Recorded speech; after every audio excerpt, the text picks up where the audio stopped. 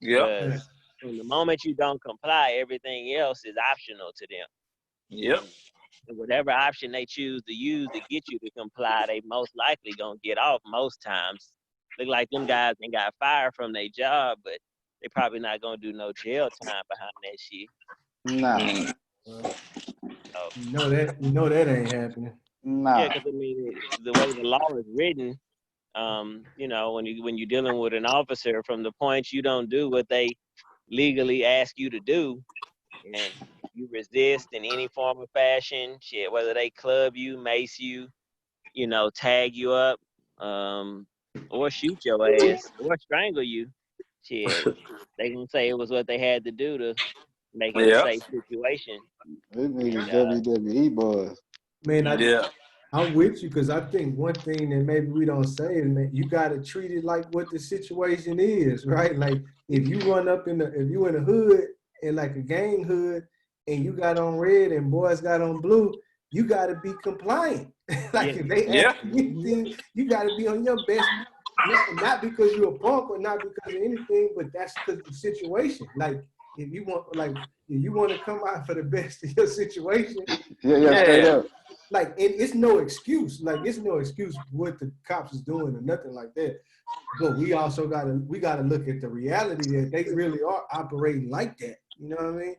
Yeah, They and you like, know, and like you say, these younger cats, man, they in the time where they like, man, these laws out here so wrong, man. I'm gonna book these boys.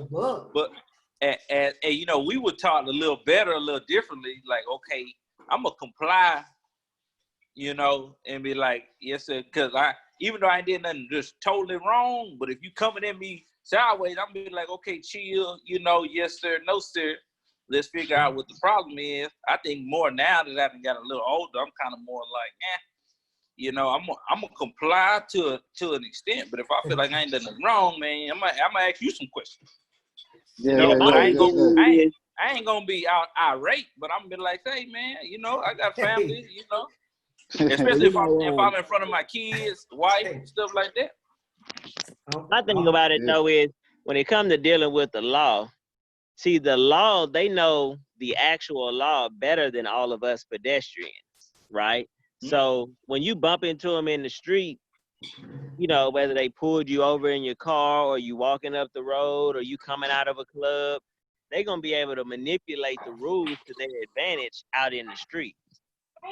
The only time that you can be on the same level with a lawman is once you got your attorney with you.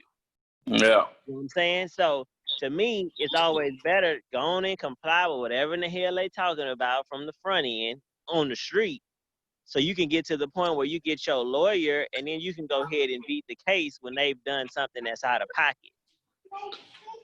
The boys are in the situation, and then the cops are using the rules against you because it's written for them to be able to do more to you out in the streets than you can do to them.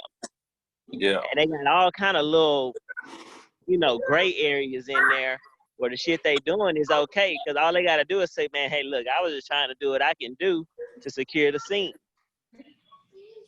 And I couldn't secure the scene with this person talking to me like this or asking me this or not doing this when I asked him to or not stepping back. Because, I mean, you see all kind of cases. Yeah, they say step back and all that. Like there was a black man, he was a city councilman near PV. That boy was on his knees one time in the street already. But he wouldn't put his hands behind his back. He had his hands up instead of behind his back. And the officer asked him 3 times. He got tased, clubbed. He didn't get killed, but he thought he could sue behind it. Cops got off.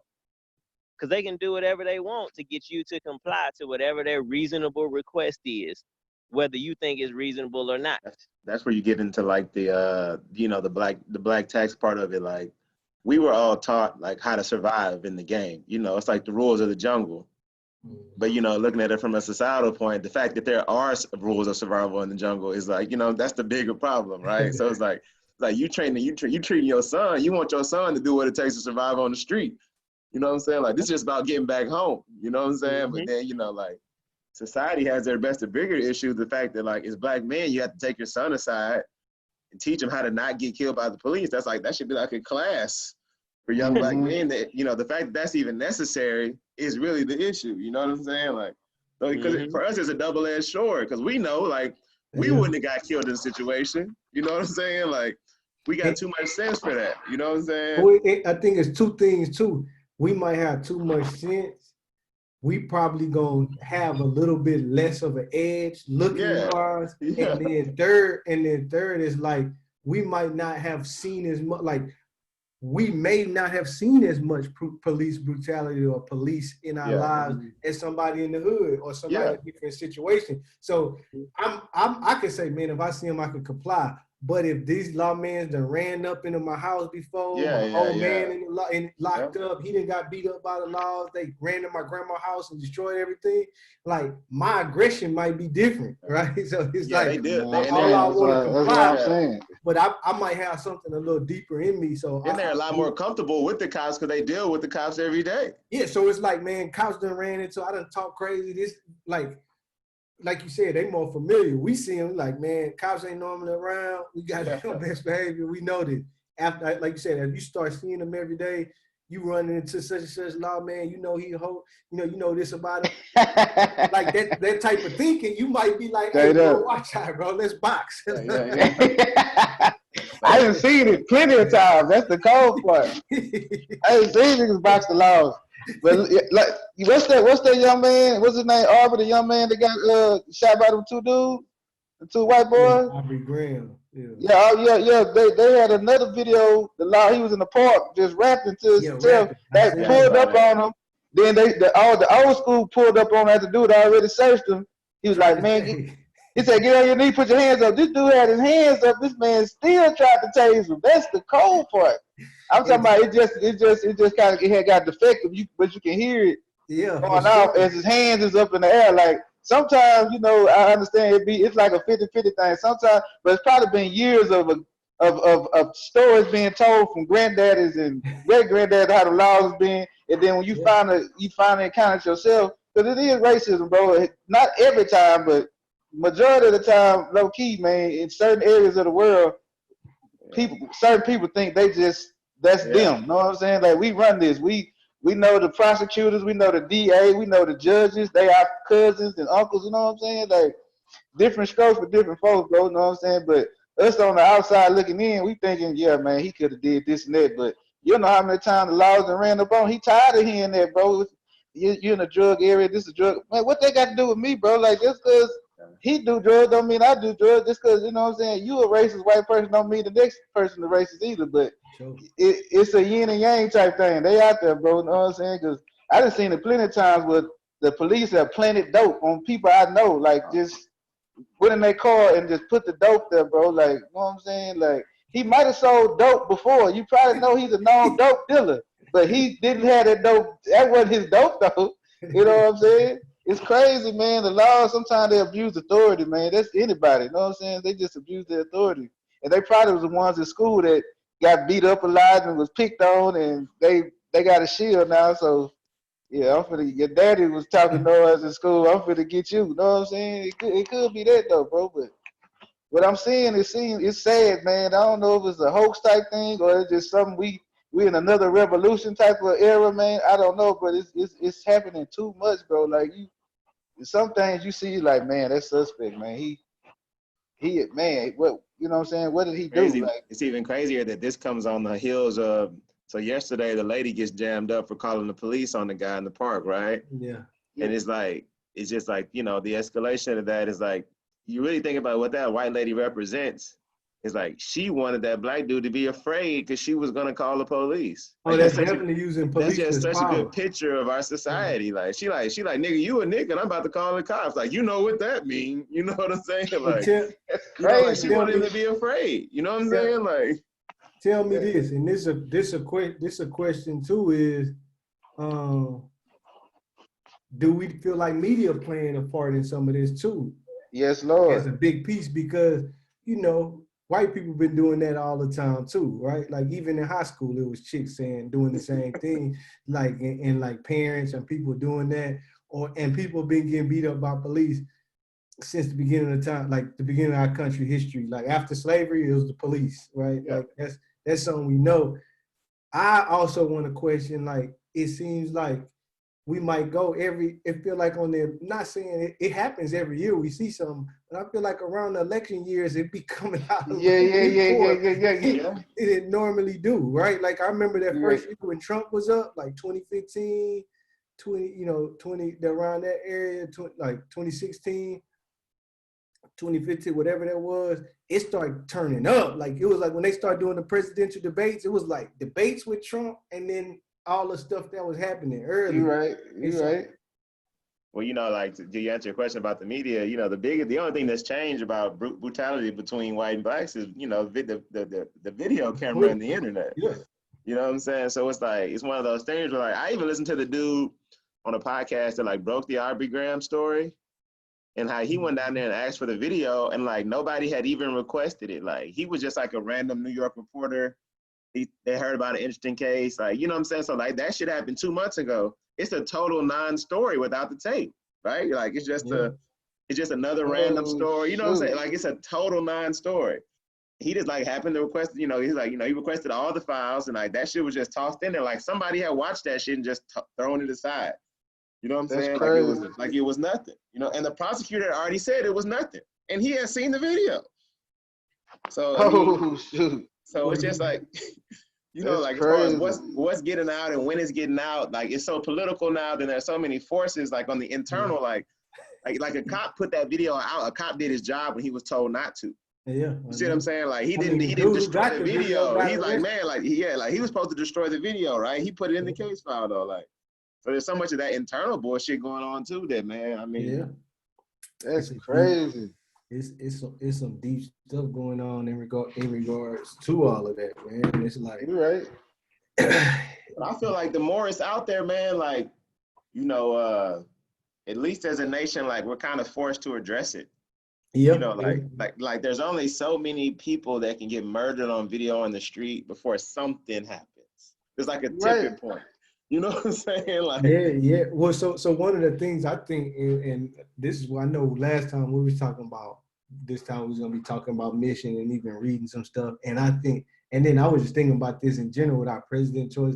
I feel like this is when you do actually need leadership, or you do need some people to, like, help us get through that, right? And if you got the wrong type of leadership, then that's let's start beating up the cops, let's start rioting. You're right. And so it's almost trying to say, like, right now is a major need for bringing together that type of unity, like on the big picture, like now somebody has to bring the country unity, right? And which is going to be very tough because we are rooted and founded on separation, right? Like, that's, man, I'm just about to say that.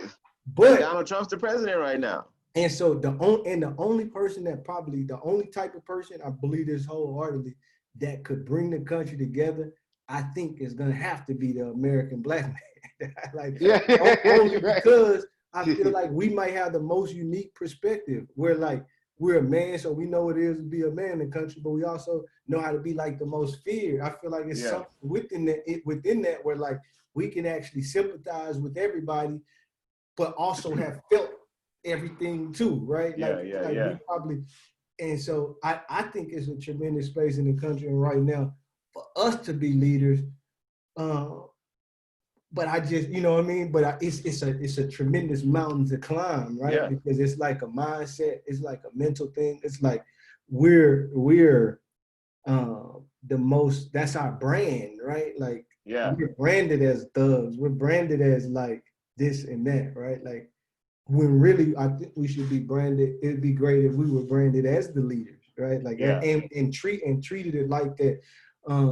Because we have also been the most influential, like, in a sense, in the country. So it's like, I do feel like the country at a time when we need some type of leadership change, because it is a problem. And I think the way the problem is only, the problem to me is not that kid, like you mentioned earlier, it's the root cause. It's why do we have to worry about how we talk to cops? Why do we have to do that, right? And then there's also like, like, how do we solve that? Where a lot of it, like, I feel like, right, we are, that's how we was brought up. That's how the country, like, that's the thing you got to realize, like, everything is, we're all a product of this environment. We've all been taught a certain way. We've all been given so much information. We've all been miseducated in a sense where, you know, I can't, like, this is gonna be hard to say. Some people, like I say it like this, but I mean, we really have to think like this. I think it's like, I can't necessarily blame the cop. Like, if he grew up in the same system we did. Yeah, he grew up in the same system. So hey, I'm gonna be honest. If I'm a cop and I pull up and there's a black dude in a random middle area where they got light poles and he's sitting outside the car with his shirt off, man, you was thinking the same thing the cop was thinking. Let's be honest. If you pull up, you like, hold on, what is this dude doing? Right? Like, this guy could be dangerous. Like, and so not saying that is, but like, that's kind of a brand, right? Like, it's so many times when, hey, that probably could have been somebody who was doing something that they shouldn't have to do, right? Like, and so a lot of this is like, people, even if a man is racist, he racist for a reason, right? Like, and like I said, I was trying to explain this and try to figure this out, right? If a man racist, he got really two reasons to be racist. Either he got some third-party information, he was, you know, whether he done heard that black people are bad or his parents taught him that way, or he had a bad experience with one or several black people, right? Yeah. So like you almost got to ask a man, like, I understand, so I can't be, and if a person racist and like that's how he believe and feel, I can't hate, like I can't have hate for this man. Like, I hate this man for being racist. It's like, hey, bro, like, let's be honest. Like, if you say you're racist and that's you, that is you, bro. As long as that's not you know, if you're racist and that turns you to do something harmful to me, now we have a problem, right? But if that's your beliefs, you have the right to believe that. Well, I think the harder part even that to use is that, so I think there are less purely racist people now than there've ever been. For sure.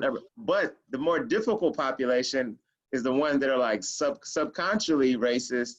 They don't even identify as racist, but they actually are, and like, they don't even really know it about themselves. You know what I'm saying? Like, they don't even know that when they see a black person on the street, they got a little afraid.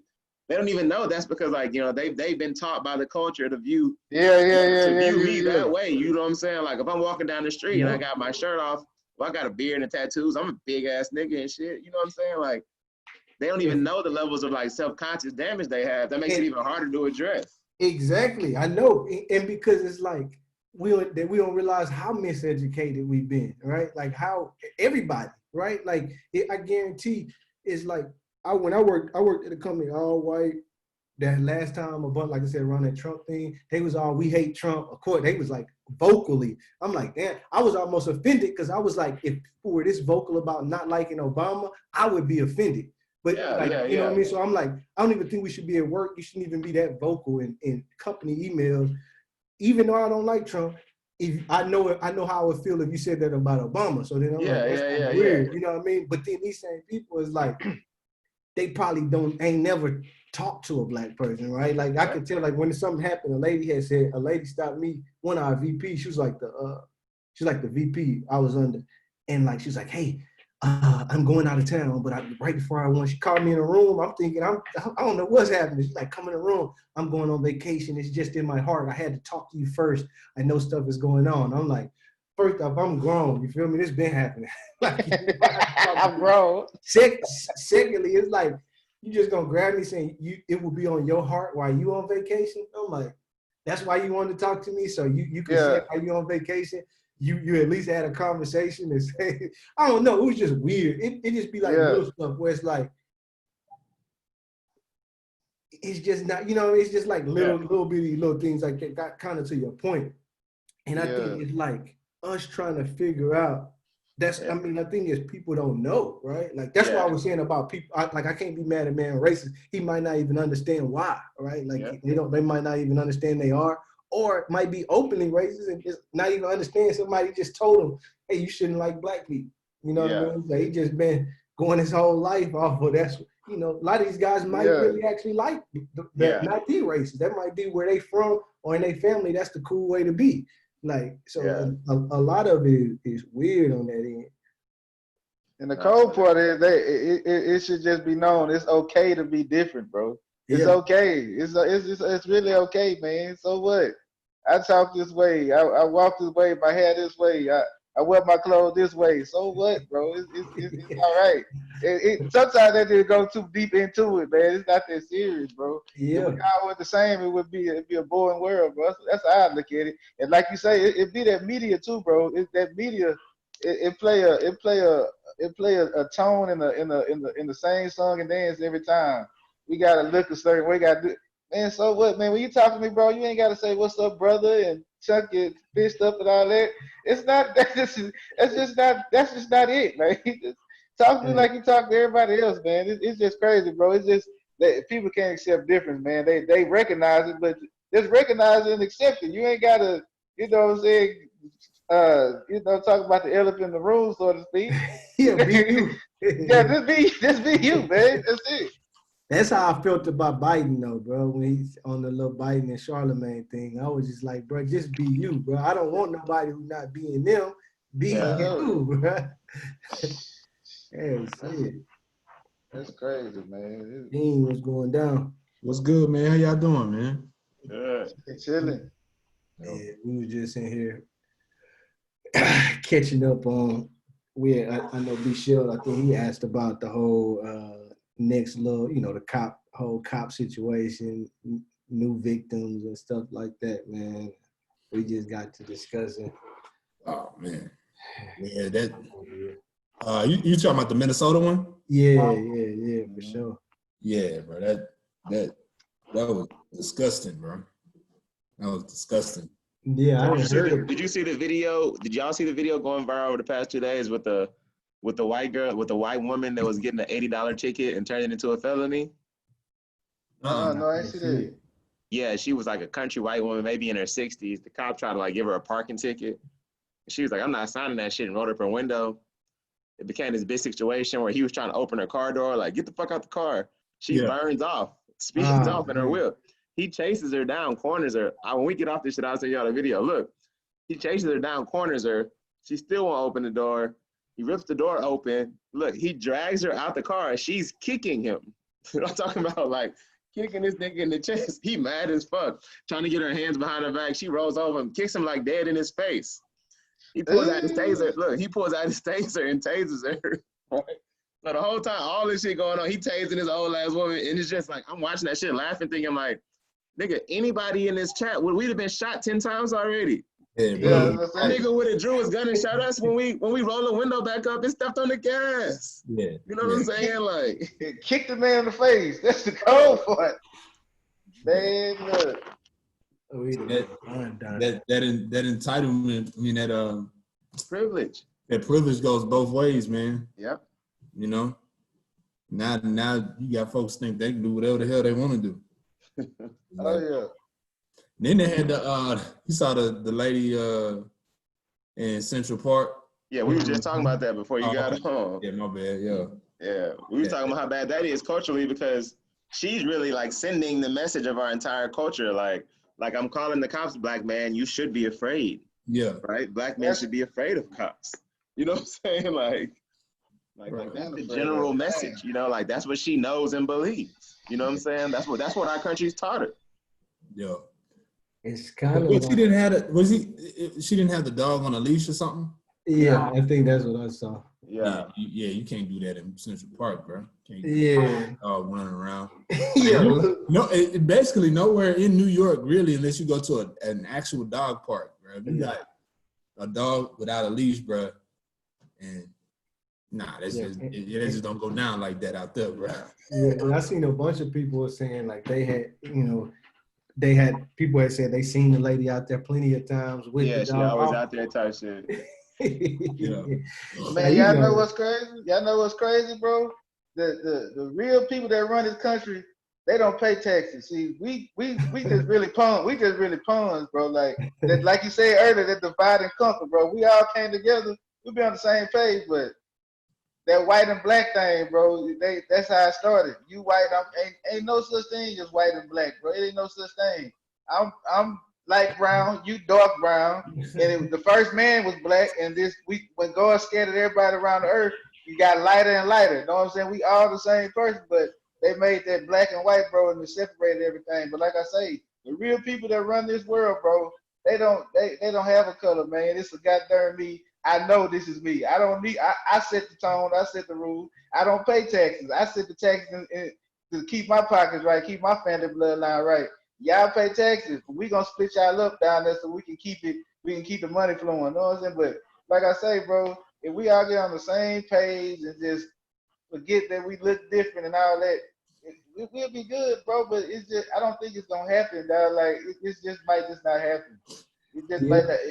Might be a war, bro. It might be a war for no reason on our own soil type thing. You know what I'm saying? This the thing I say to that, because you know these are the type of situations that I think that could happen. But then I also could say, look at, you know, a revolution could happen any type of way, right? Like we could say, like in the past, people may have had to try to take something by force, right? Like, but if you think about how the enemy thinking, he could take something with no force, right? So that means if you fight that enemy, you may be able to do the same. You feel me? It might all be here. Like the real war is mental. The war might not be a actual physical. Let's bring out our fists. Let's bring out our guns. The real war right now gonna be one up here. Like that's real. That's kind of what we was talking about. Like even I'm telling you, even thinking about that mission, I would say it's something around like rebranding the black man. Because one thing I said before we got on Nigel was, like, if we do have a leadership or the type of person that could unite on the united soil, I think that could bring people together, would be a black man. You know what I mean? I know that's crazy. That's a crazy thought, but the reason I'm saying that is because I actually feel like we are the most equipped to lead. I think we are the group that's able to see multiple sides. We do have a strength about us, and so I feel like we're influential. You know, we've been influencers here in the country for years, and I feel like it's gonna take that. It really is. I think if we're able to come out of that and bring some unity or whatever it is, I think you're gonna have to have something like that. Is gonna have to get people on the same page to what you said, take race out of it and kind of be more on the people type thing. And there's been people who've tried to, like the sad part is, people who've tried to done that, it ain't came out well. Right? You're right. Like that's the number one enemy. The number one enemy has been somebody who tried to unite people, not just like black people, not just this type of people. The people who like tried to unite people, they tried to get them out quick. Right, Fred Hamptons and people like that, they was making like bringing a bunch of people together. Fred Hampton he not only was, you know, part of that the Black Panther movement, but he was actually meeting with white people like from West Virginia, and they were poor people. Yeah, he was going to do something that, like, that's why he got out of here. Like, that's why he was a threat for real. Like, you're not that big of a threat if you're just trying to get black people on the same board, right? And he was like 21, 22. He like 21, 22, man. That guy was a young guy who had did amazing things before he got out of here, like really on a large scale. Yeah, that was out trying to unite people for real. Like, that's a scary thought. Like, and I think something, you know, that's something that is where the power is. Like, because I know this based on their actions, right? It got to already be known that that's a powerful thing because it was such a threat when it was done. And you think, and a guy who was trying to get people of multiple races on the same page, you tell me that's a threat? That means that's the agenda. Yeah. Like, that means the agenda is to keep that separated. So it's like, one of my as I was doing trying to do some self-reflecting, looking at mission and what that is. I didn't have a set, this is my statement, but it definitely was around, the things that came to mind was around like changing the brand or narrative of the American black man was like I don't know if that's a goal or a hard mission, but like through leadership, through faith, through family, like changing that narrative, bro. Like I don't want my son growing up and people thinking that, right? Like I would love for us to create new leaders and create new thought processes where it's like, oh, the black man, I'm looking at those guys as leaders. I'm looking at those guys as straight up. Or building and contributing to our society, like so people can look at us for that. Like I think for many of times we've been looked opposite, but I feel like even if you think about slavery times or any, it's a lot of this is just we never been told or taught, or it's been told and taught to a way that that's not who we are, but that's who we've been the whole time. Since they brought us over here, I'm telling you some stuff I heard. Like they brought us over here. It was guys who were like leading they didn't just come to the plantation to work as a with a hoe and had a back on. They was actually designing irrigation systems, learning how to grow certain crops in certain lands. Like, come on, man. It wasn't the slave owner. It was like real slaves who came from Africa who knew how to grow stuff vertically and on certain terrains. Like they were coming over here doing that same thing. Like it wasn't like there was a white guy who was like, hey, y'all, they would come, hey, you need to design the whole system. You know what I mean? Straight up. Yeah. Like cause my girl, I thought about this. This is one thing. I found a thing that changed my whole trajectory. I know I'm getting out, but I did like from last week. I was like, man, let me try to figure out some stuff. It's this book, bro. I don't know if y'all can see it. It's called Black Pioneers, bro. It's by Lewis Harvey. Man. I don't know if y'all can see this.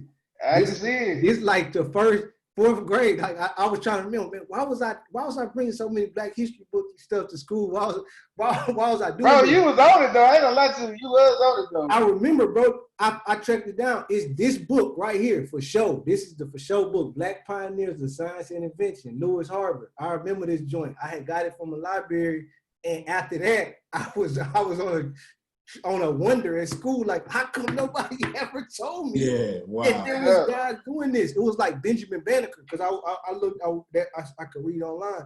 And so this guy, Benjamin Banneker, this was in the 1700s. They contracted him and his brother to survey Washington, D.C. So I'm like, so in the 1700s, this man, a Black brother, got a contract to survey the Washington, D.C. for the Capitol. So he can't just be the only Black person in the whole world that was doing surveying, and he's the best one. Yeah. No, it was probably a bunch of them. Why they pick him out of like you got white folks right there. Like why? He was an innovator. I'm like, man, these boys had businesses, everything going on. This dude had carved a handmade clock. I was thinking, like, when I heard that, I was like, man, if I feel like if boys knew about that early, and you start recognizing and associating yourself with leadership, events, business, you know what I mean? Like all these things, you would have a different mindset coming out. Because again, we always talked about it's like what you don't know, you can't even fathom. So it's like, is there a way for people to get more of these stories earlier and more examples that we were more than what we were? Yeah, I think, Hughes, which I've been reading a lot about that over the past 2 years. Not even just like who were the first great Blacks, more of who created. When I see that police brutality video or that white lady, or I hear you talking about the great early Blacks, I always I've been obsessed with like who really has power lately, right? Yeah. And like how hard they've worked to keep it. So we say you need to change the perception of the Black man, but the mission that's like changing the perception of a roach, right? Yeah. You see a roach, we have certain emotions attached to that, right? Sure. And we have for a very long time, right? And it's like, that's an extraordinarily hard change for a culture to make. Facts. Right? You want to turn a roach into a butterfly, right? You know what I mean? Like that's a real change. And then like so much of it is like truly political. It's like until we can like change some of those like actual political structures, like at the top. Yeah. Like with this pandemic and shit, what I'm watching is like, who gonna really get to vote? Because like conservatives in the South are like masters at like gerrymandering and shit. So like I'm super invested and interested to be like, where are people gonna be voting? Like how's voting gonna be open? And like where are people gonna have to go to vote? Yeah. So it's like, we need to do so much work on the individual level, but it's kind of like we're saying, we need like real leaders. Like our country right now is more minority than it is white. Yeah. We have to make like a push over the next 20 years to like actually make our leadership darker. You know what I'm saying? So we can actually get some of that real top-down power back. Yeah. I agree. Everything you're saying, 100%. Like I think that is like that goes back to saying like I think you have to almost have a darker leadership to understand the shift that we would need to make and to be in order to be like unified and kind of for the people and stuff like that. I don't think any other, like just saying the current leadership or white man, it's going to be very hard for him to understand the needs of the entire people because the system is benefiting him. So it's if the system is benefiting greatly for me, it's going to be very hard for me to actually accept the change that's going to make me step down. So you're actually asking the current leadership to say, hey guys, we can't have you as a leader. As you're our leader, but as a leader, we need you to say that you can't be you can't make the decisions for us. So it's almost like if we have the current leadership, it's gonna be harder for them to switch because switching it moves their position. It's like you have to give up your seat.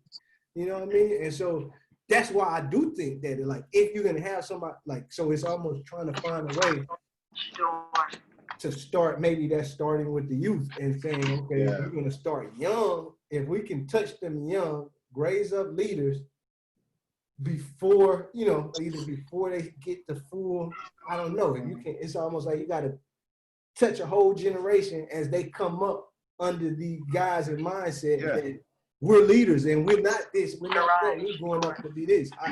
That's. Might come to us building our own schools and having our own stores and funding money through our neighborhood through us and not leaving our neighborhood. It's gonna take all of that, bro. It's gonna take all of that, bro. We're gonna have to be for us. It's not gonna be so. It's not no shot at nobody, but we gotta start off like that. We gotta re-raise our youth, bro, because the curriculum at school ain't got us in there, man. It's crazy, bro. Like you said, for the longest time, I thought Christopher Columbus was really the dude that did his thing, man. I thought we was all slaves, bro. I thought that's all we was slaves, and we slowly came back to civilization. Unless you went to seek knowledge otherwise, you still believe that today. I don't care how old you are in this country.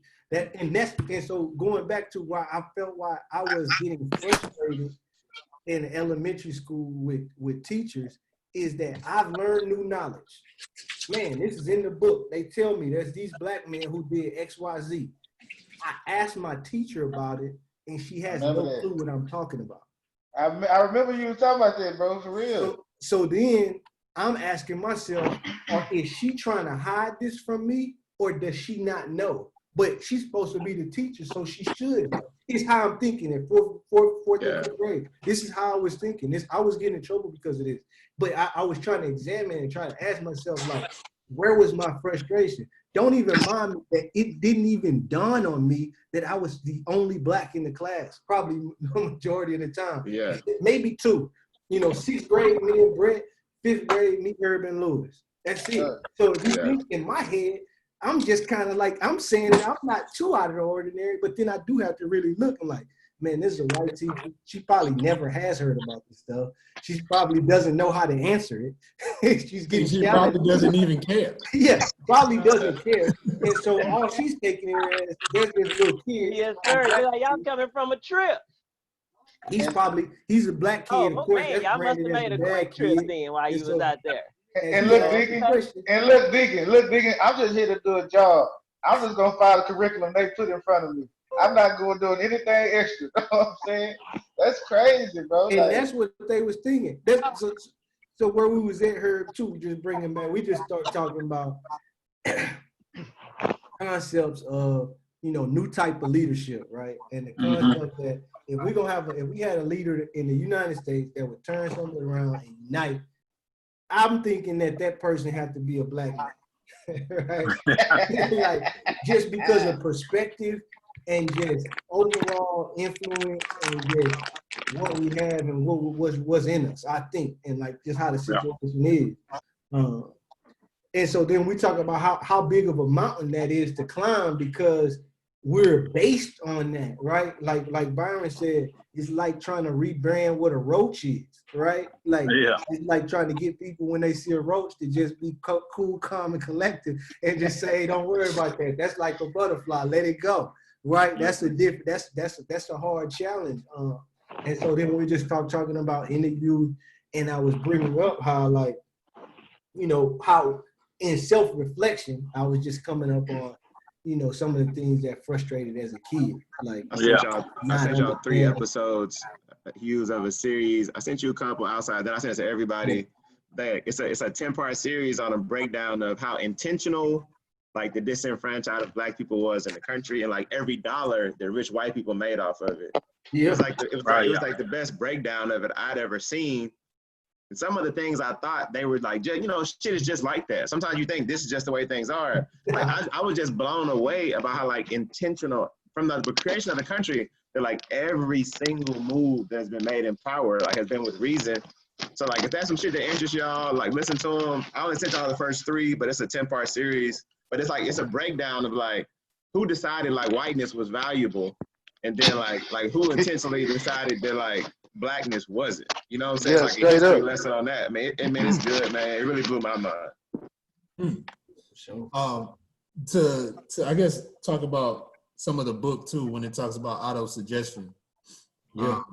I was listening to this professor, man, years ago, and basically what she was saying was that when someone, you experience some type of trauma in your life, right?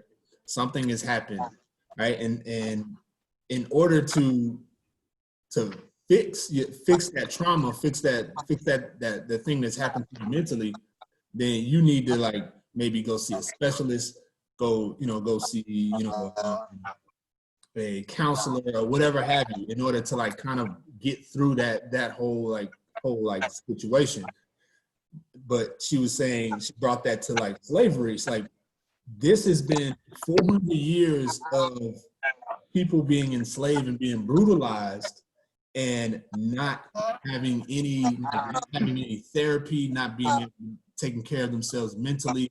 And so what happens is it's a generational thing that you teach your kids. So if I grew up as a slave, I think as a slave, and therefore I teach my child how to be a slave, right? Mm-hmm. And so we have 400 years of that. And, you know, we're still, you know, of course you see all the things that's happening with, we're living impoverished. We're, just this whole like ideology of like how a Black man is, how people are.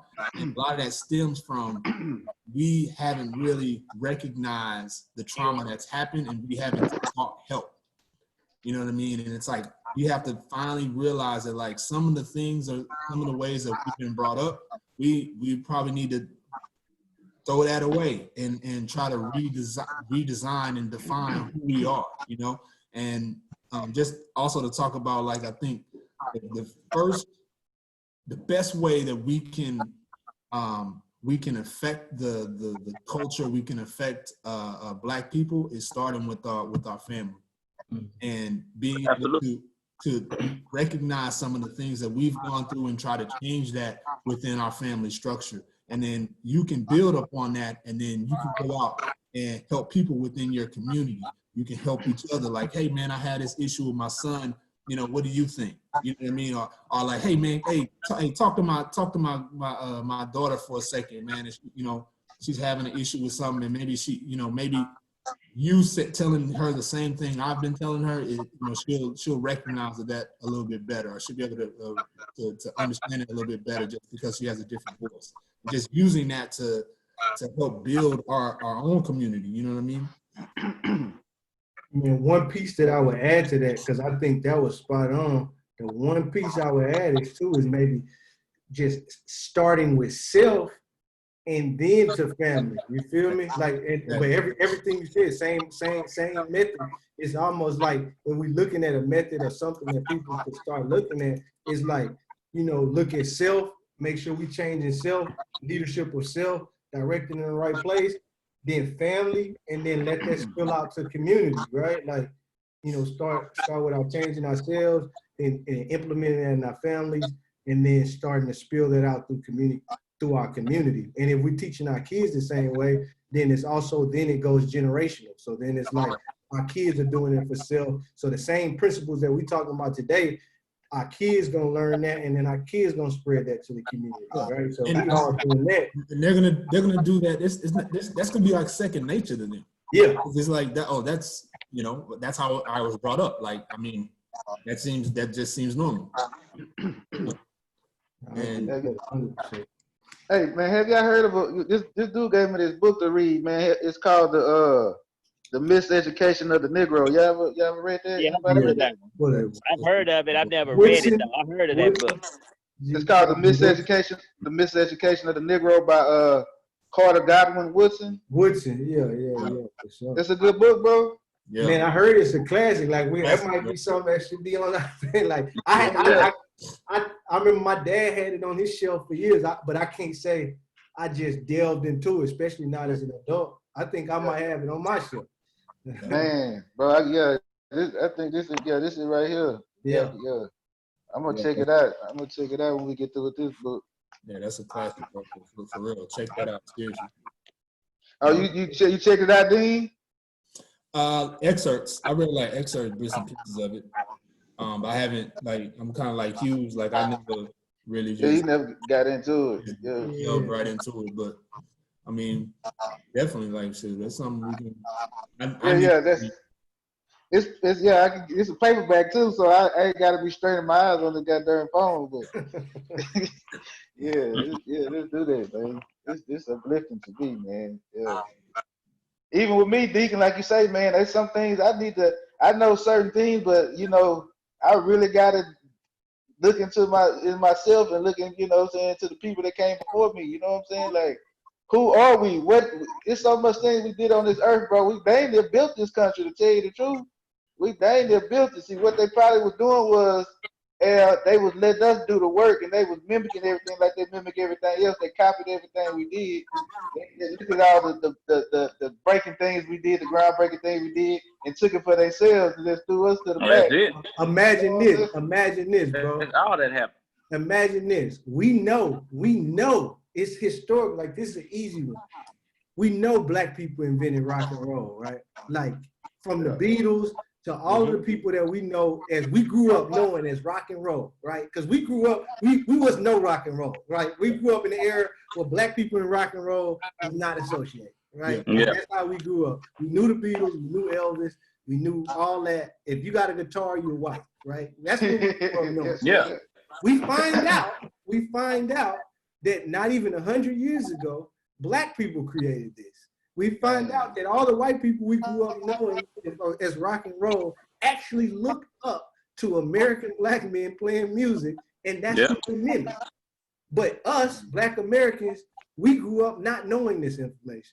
So if they could do that, and this was like the 40s and 50s, imagine the amount of information in the 18, 17, 1600s that we did, that we never even heard about. Hey, if we could grow up one generation away from not knowing anything about rock and roll, you can't tell me that 100 years ago we could have built everything. We wouldn't. Yeah. Hey, look, when I used to teach history, bro, we had a certain because I taught like the first part of American history, and we got to a part of like the cotton gin. The cotton gin was created by Eli Whitney, and I told my kids, I was like, hey, that's what it says in the book, but I have a hard time believing a white man decided, hey man, there's a better way to get these seeds out this cotton.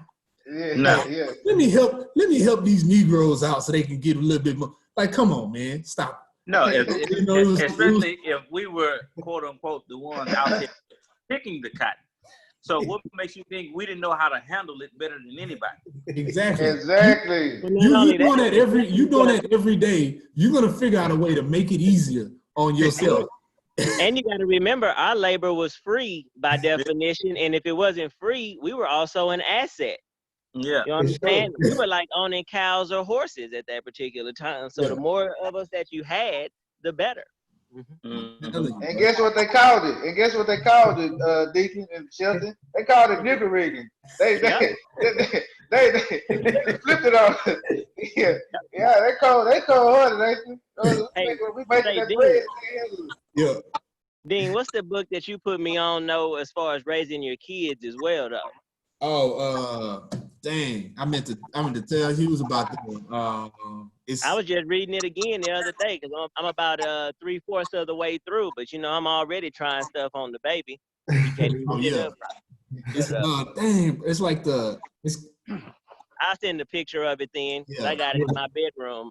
I'll be back in there in a little while. Yeah, I see that. I'm gonna grab it tonight. Check that book out, bro. For real. Basically, it's a quick on a quick synopsis. Dean put me on this book where it's basically saying like from infants, Black babies are more advanced than other even babies as far as IQ and everything right off the bat.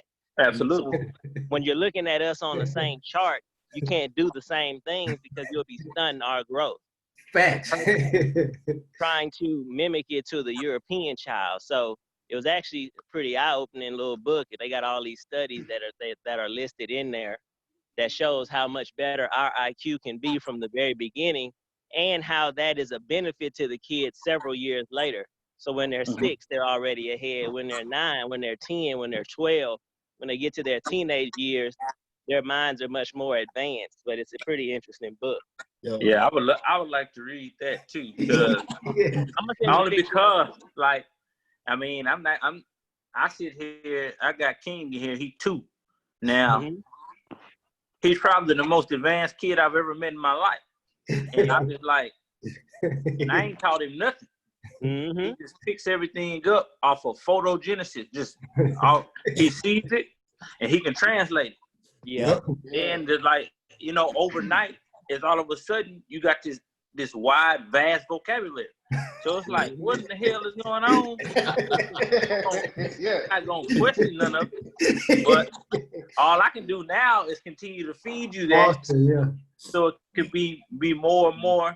Cause that's like, even he was in his little school or whatever. He was in the 1-2-year-old first class. He's in the class and teacher come, we go pick him up one day. Teacher like, we gotta talk to y'all. So we're like, what's going on? I'm thinking he acting up because he an active little guy.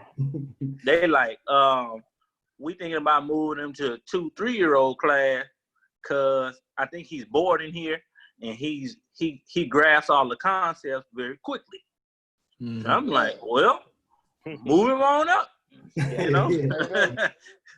But that's interesting you say that. I want to read that just to see, because like you say, once you experience it, you see it, like, it makes you wonder.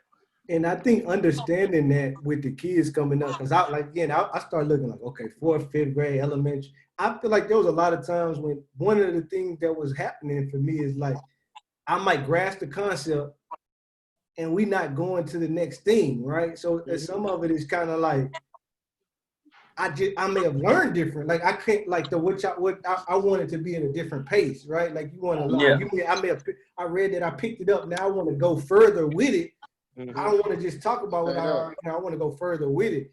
And so I think there has to be, like, the times I seen the best is when I had teachers that had like some little extra active work, when it was things that I could kind of get involved with. But I feel like you can run into that where you can get into, kids can get into that thing in that place where they just feel out of place because they either feel like they're already far ahead, or they're bored. They don't want to pay. It's just not that they don't understand it, not that they probably over comprehend. They're ready to go deeper. So I think understanding and recognizing that is crucial. Say, guys, not to cut Al D short at all, anything like that. I got to dip real quick, man. But it's good to see y'all this week, man. And I'm going to catch back up. Yes, sir.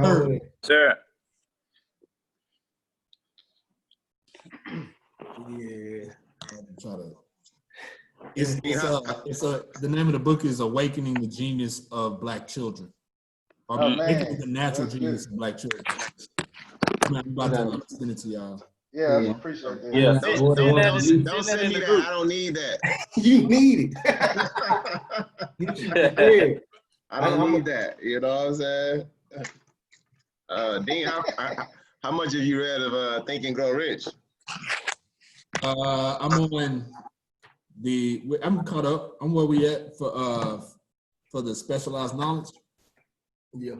So I'm on 5. Yeah, I just made it to chapter 5, Imagination. Yeah. Yeah. It's been key so far, but I think everything, it make a lot of sense, bro. Like I feel like even Brett has alluded, more and more I read, it's like some of that I feel like I was trying to look back, like whether you call it subconsciously or not necessarily saying through the Think and Grow Rich principles, have tried to live by some of those principles. Like, let's just stick to the mission. Let's really be driven, like really being driven. I think that kind of came back to mission too. Like being driven by the mission is kind of like having faith in where you're trying to go and then really sticking through it no matter what. And so I think for me, I've been also trying to take a little bit more time.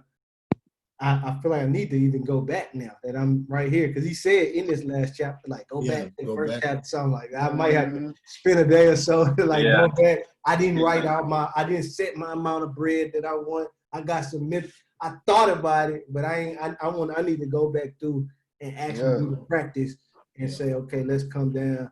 Let's write. What do I see? What's that amount of bread I wanna be shooting for? What's that? So I'm loving the stuff it's talking about for sure. Man, that's right. He was just man.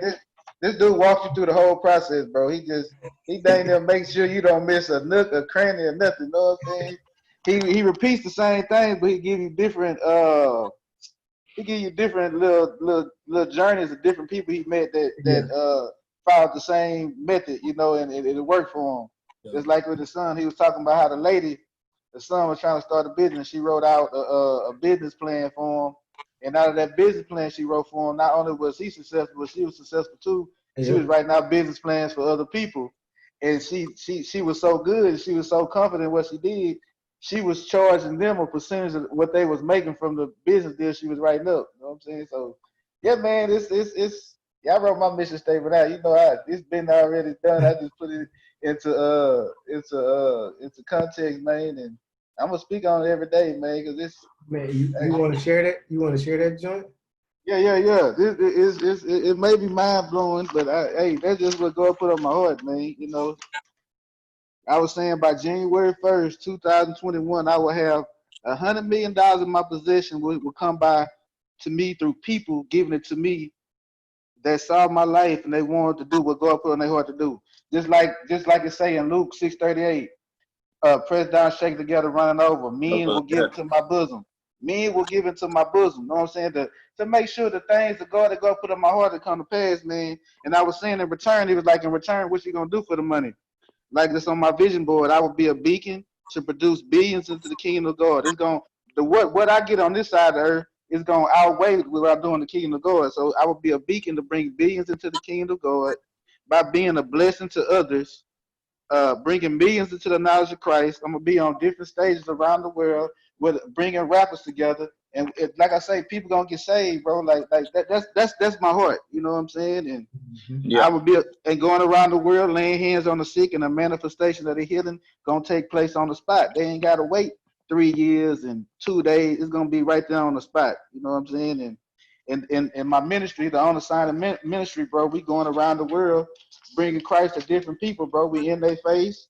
We actually touching them. We loving on them. We just being the example, bro. You know what I'm saying? Like you said, it might just take a black man to get there. It's crazy you said that, you know what I'm saying? And like I said, I believe I would have this money in my possession at that time that I said. It's already done. I can see the 7 zeros in my bank account. In the name of Jesus, it's in the spiritual right now, on its way to the natural world.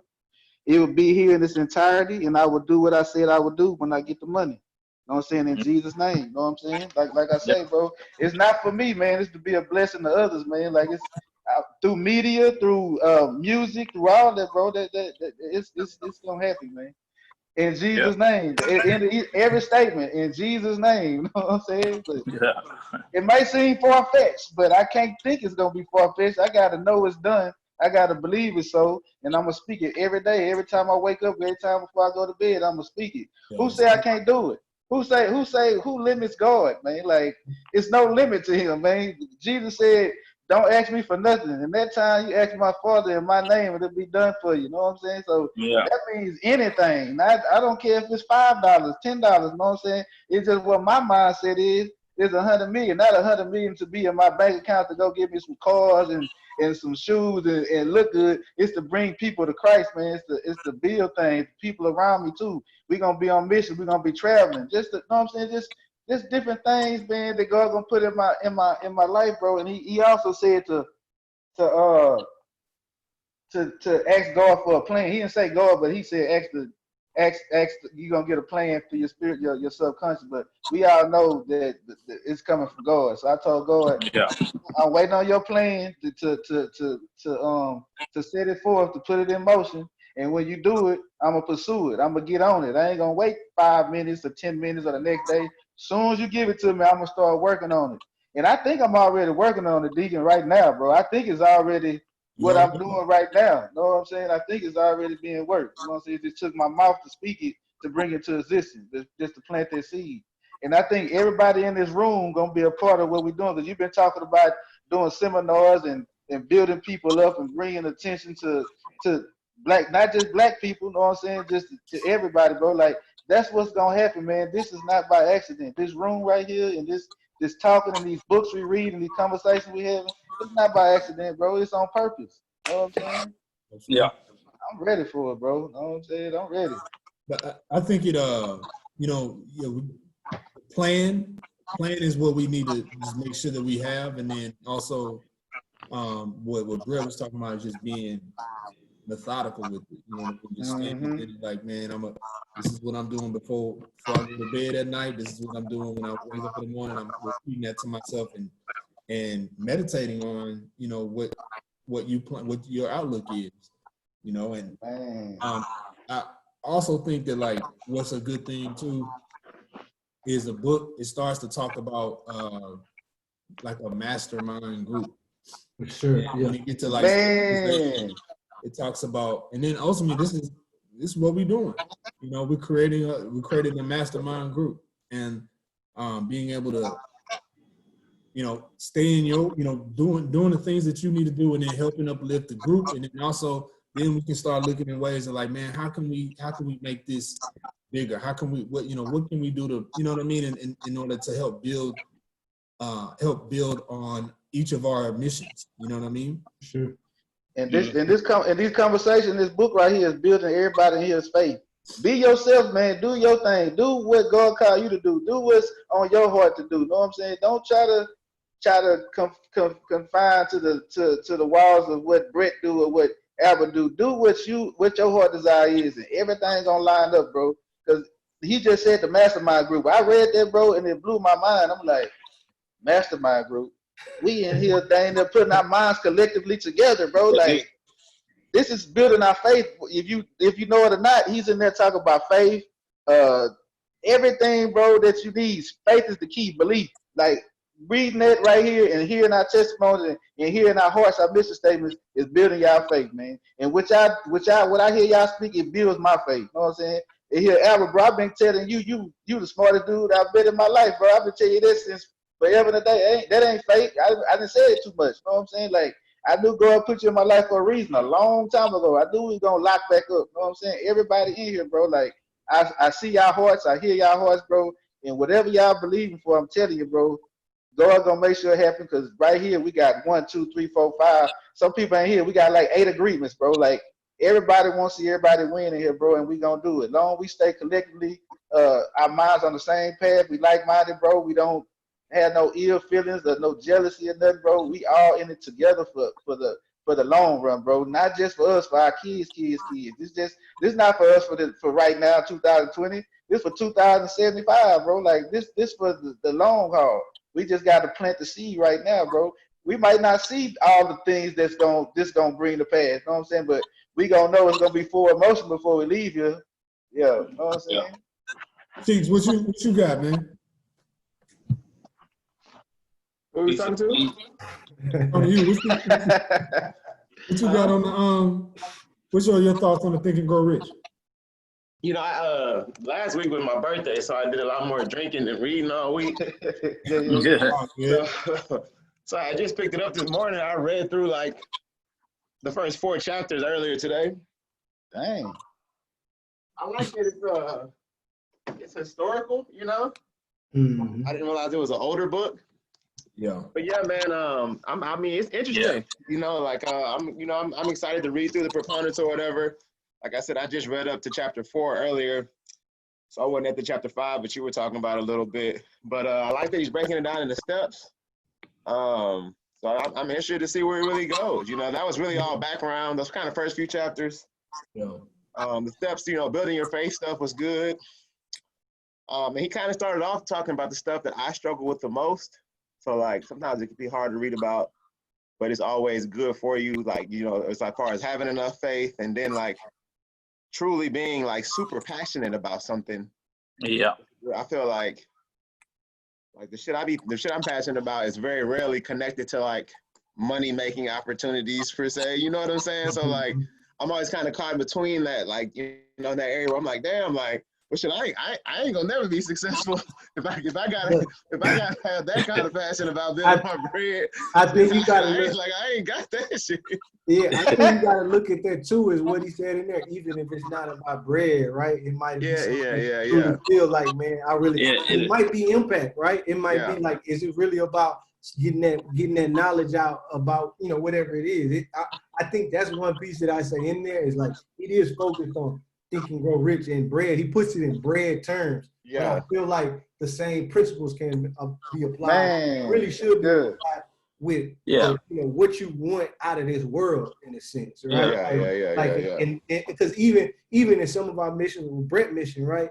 He's Brett got bread on the mission, but the real mission is more on the line with Christ and being able to get the bread to touch the people, travel around the world, touch as many people as possible. So it's kind of like, you know, that type of bread or the type of resources or the type of thing that could allow you to really put something back into the world that you would feel like is successful, I think. I would try to look at it that way too.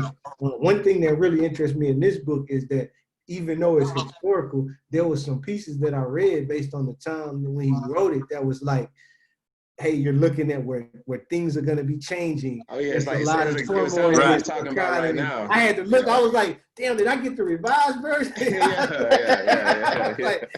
I was like, this kind of relevant, man. What's going on? That's what I was gonna say. Like with reading it's like Cheek said, the historical side of it, because when I first started reading, I said, well, hell, this book was written a long time ago. You know what I mean? And but when you read it, it feels so relevant.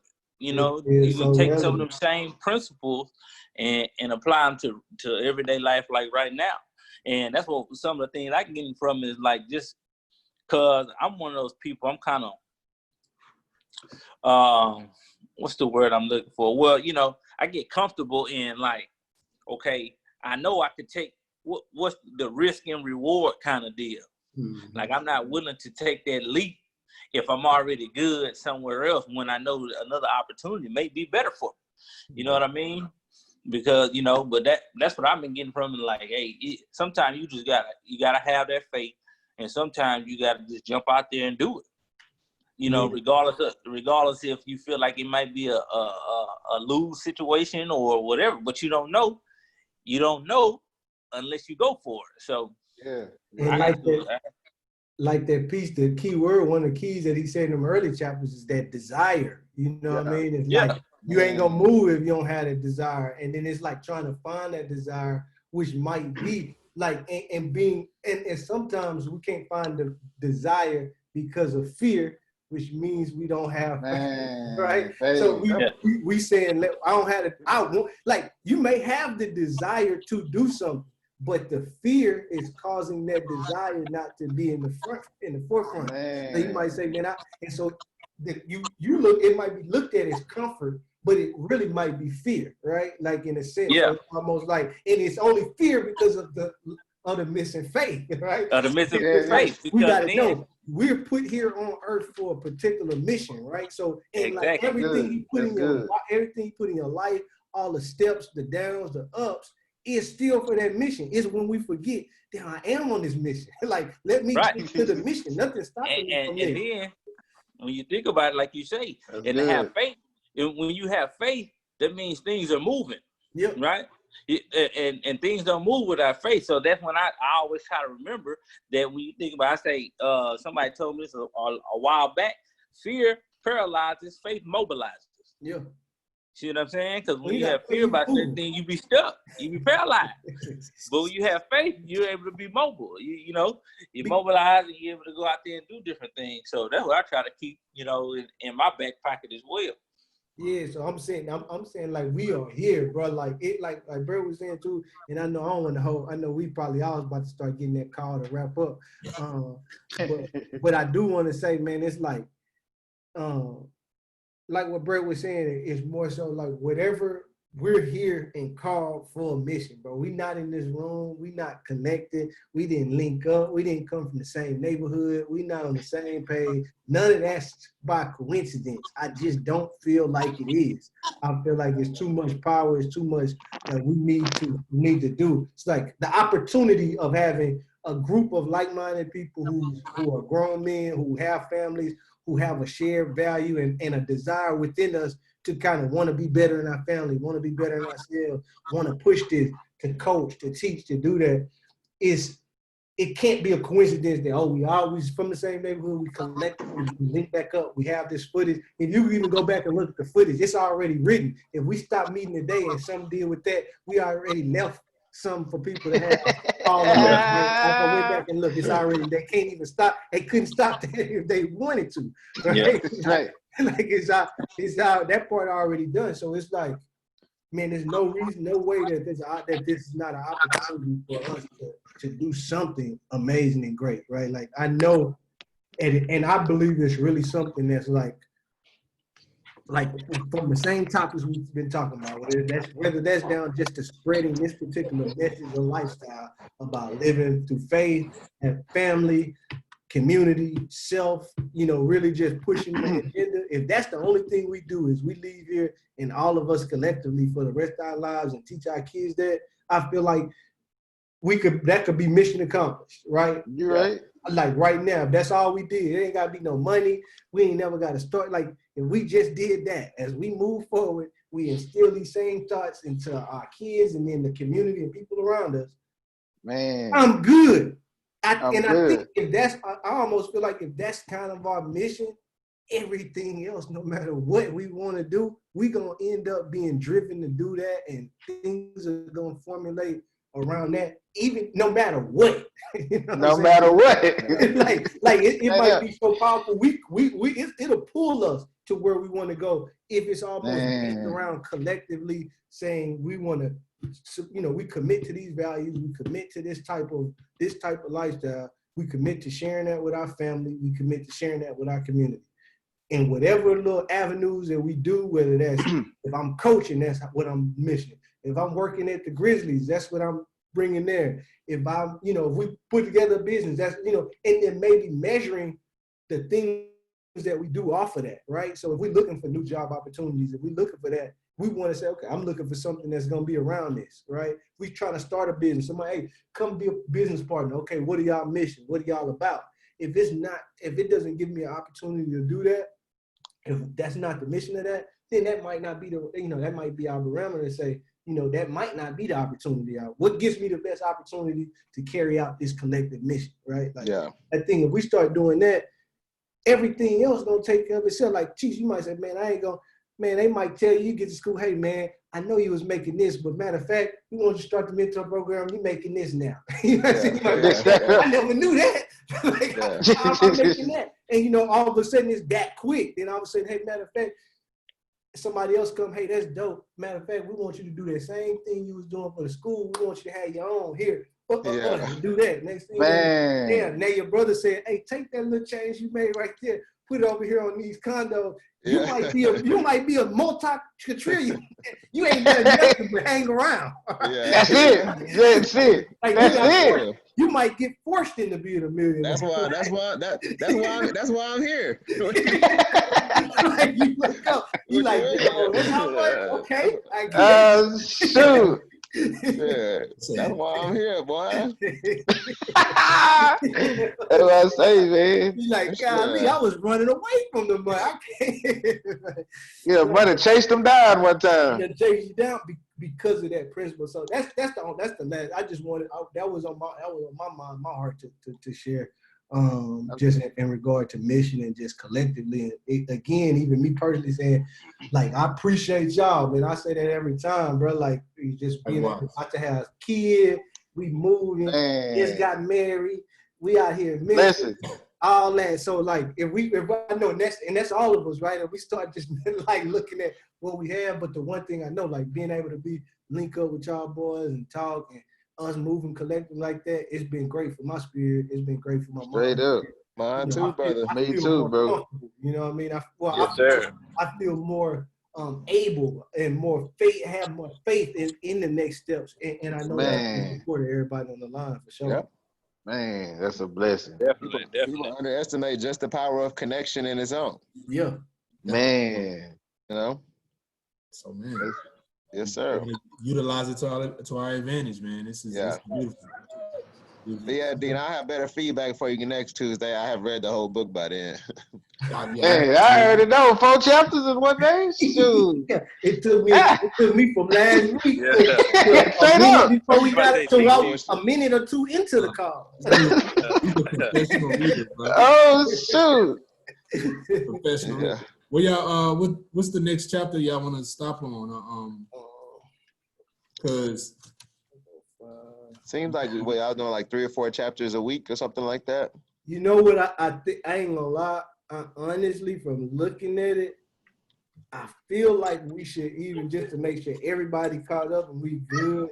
I think it would be good to really get through organizational planning and try to really ponder on there. I don't know. Okay. You know what I mean? Okay. But I'm like, it seems like organizational planning might sound like that might be a good just delve into. Yeah, that's cool. Yeah, chapter 6, that's cool. And then that way, I know we'll be going kind of slow, but it might. Well, no, that might be. Yeah, I think we go to 6. It's not a lot of this. I'm looking at the book. A lot of it is in notes, man. We not. Yeah. Yeah. No, I think we should go up to 6 and go through organizational planning, maybe. That's a bad. Okay. Let's do it. Well, yeah, man. What chapter 6 for you? I might be off too. My organizational planning is my 6. What you got? I'm one behind. So imagination is my imagination is 5. Let me see. Let me see.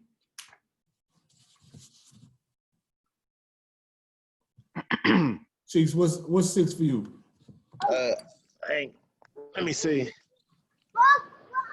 I got desire is 1, faith is 2. 6 is imagination for me. Yeah, I got 6 is 5. Tell me your order.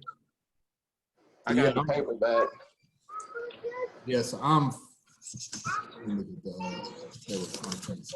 So for 1 is, 1 is thoughts or things. 2 is desire. 3 is faith. 4 is auto-suggestion. 5 is specialized knowledge, and 6 is imagination. Mine is the same as yours, Dean. Yeah, I'm 1 off. Trying to figure out. So, man, we can still. You want to still go with going up to organized planning? Mm-hmm. Yeah. Yeah, we can do that. Starting to dig this book. Oh, what you got after imagination? Organized planning. Yeah. I want to make sure I ain't too far off. Okay. What's chapter 1 for you? Desire. Okay. Because the chapter, you just probably don't have thoughts or things as chapter 1. Yeah, that's probably it. Desire starts off as 1 for you. Yeah, because it's a chapter that's mind power, the man who thought his way. And it's kind of like